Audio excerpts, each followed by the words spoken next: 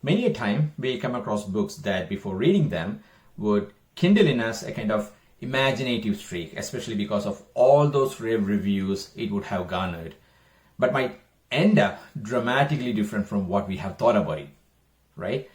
And the best remedy to keep ourselves out of such predicaments would be to keep our expectations in check. I understand it's not as simple as how we think it is. Anyhow, that was a bit of a preamble before I introduce you to my latest read, a book in every possible way exceeded my expectations. Homeland Elegies by Akthar, published in September last year.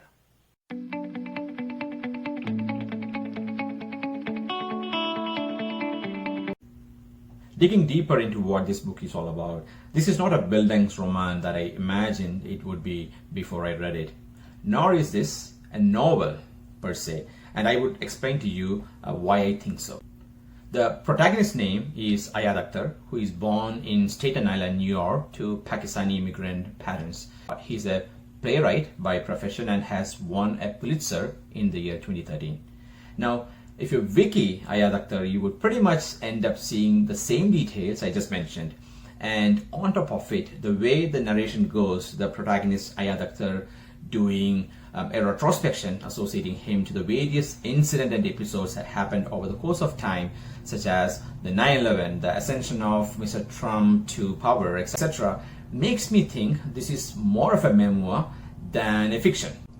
Anyway, I'm just saying it, I'm not really fussed about the genre. Coming to the narrative, it addresses many subjects such as the dichotomy of one's religion and nationalism, the internal and external challenges to the cultural assimilation of immigrants, racism, the politics, the disorientation of the society in its entirety, the decadence triggered by money-minded capitalism, the ever-growing chasm between cities and the rest of the states, and the eventual disintegration of the country as well. Now, let me assure you one thing, Ayad doesn't spare anybody, if you know what I mean. Through his inimitable nuances, which only he could do, he managed to render introspective musings on himself as an individual and his society as well. Mr. Salman Rushdie has praised this book as unputdownable. Incidentally, and quite interestingly too, this book has got references to Mr. Salman Rushdie's writing prowess that bestowed on him the wrath of religious fundamentalists.